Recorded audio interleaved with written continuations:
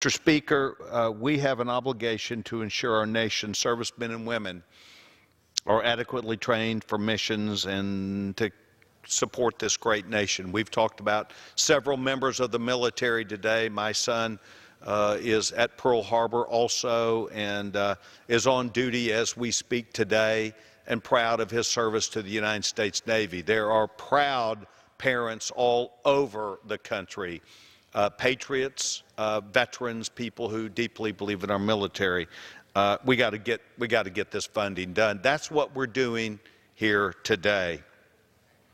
This rule and the underlying legislation provides funding for the federal government and fully funds our nation's military. But I will tell you that the discussions we've had here today are similar to what we had at the Rules Committee. And the gentlewoman gave us credit. The Republican Party is the party of fiscal responsibility. But also, I would say to you, we're trying to do the right thing across the board, not just what we do today. But what we're faced with is similar to a changing viewpoint about how someone justifies a no vote.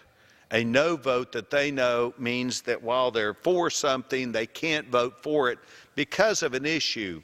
And just an hour ago at the Rules Committee, we had a Democratic member who came and wanted more money for a specific project.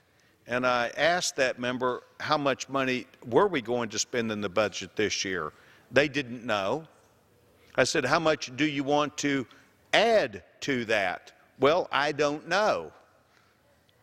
And it's a continuing drumbeat that we as Republicans are puzzled by. And that is, why don't we fund the government fully for the entire year?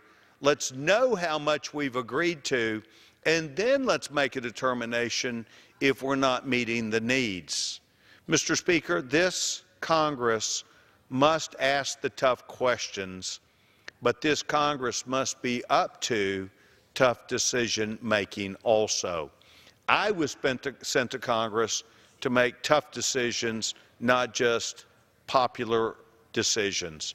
And so I think I would recalculate each of us today and say, the bill that we have on the floor today and the rule are designed to fund the government for the remainder of the fiscal year.